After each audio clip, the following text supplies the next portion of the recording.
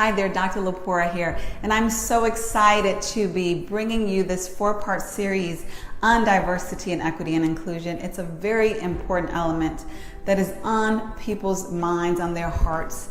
And so today we're specifically looking at a diversity, equity, and inclusion maturity model that I developed. And the reason why I thought this was so important is because a lot of organizations, a lot of top powerful leaders are really confused regarding how to approach diversity, equity, and inclusion, and they're a bit overwhelmed by the ocean.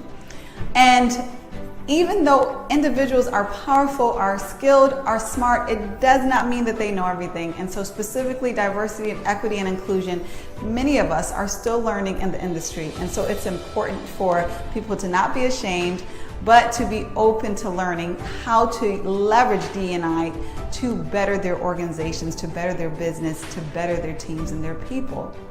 So we're going to dive into this model so that you can see a real look, a real evolution of how your organization can grow, take that journey in maturing through D&I.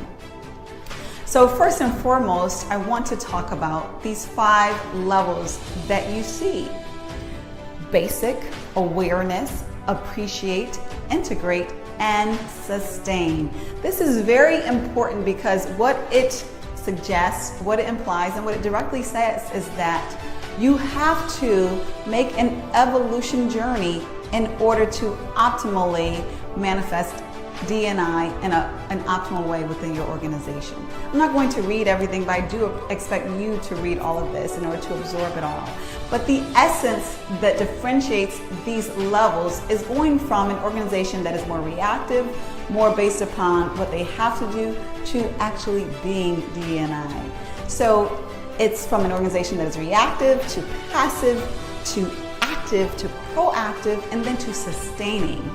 And so these all look very different. And so that intention of your organization, of the efforts, of the investments by your leaders, by the body, is what gets you migrating, what gets you evolving and upgrading through that journey. So what is important to understand is that basic level is one of compliance.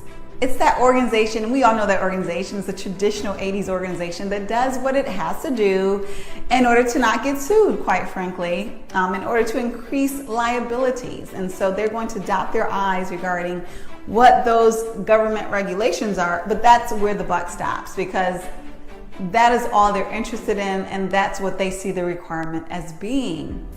You know, and then that next phase is, awareness.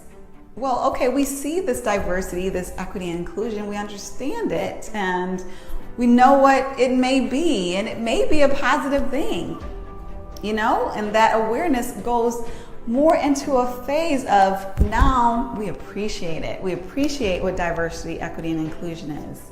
And not only do we appreciate it, but then that goes into we want to be engaged, we want to be active, we want to do something, you know, to basically manifest this great thing that is good for our bottom line, good for our business, good for our people. And then ultimately that inspiring level is sustaining. And that is when your organization culture represents D&I. It's going from an external focus, again, one that is reactive, one that is about compliance, to one that is more and more increasingly internal, to one about sustaining. Another way to look at it, or another component of that maturity, is about investment. How much of investment of energy, of intention, and resources is toward an organization being diversified, equitable, and inclusive? As that intention grows, as those investments grows, as those resources grow, then that maturity should grow along with it, assuming that it's the right, obviously, methodology and the right transformational efforts that are made. But at the end of the day, it is an approach that is from an external perspective reactive, to one that may include bringing in external professionals and consultants, then to one graduating to internal resources, and then ultimately one that is diverse, one that is equitable, one that is inclusive. And that if you were to change that, you would change the organizational culture itself.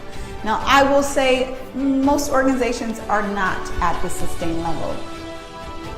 not even 3% within our country at least are at that sustained level. But you absolutely should aspire to that, because that's how you get there. Just like any other business goal that we have to aspire to it, we have to develop the plan, and then we have to apply our plan, our resources in order to get there. So I hope that helps. I hope that gives more information. If you find that it may be beneficial to anyone else, please share, and don't hesitate to reach out with any questions that you may have. Love discussing this, love helping organizations to do their best in the DE&I space, and I wish you all the best on your diversity, equity, and inclusion journey.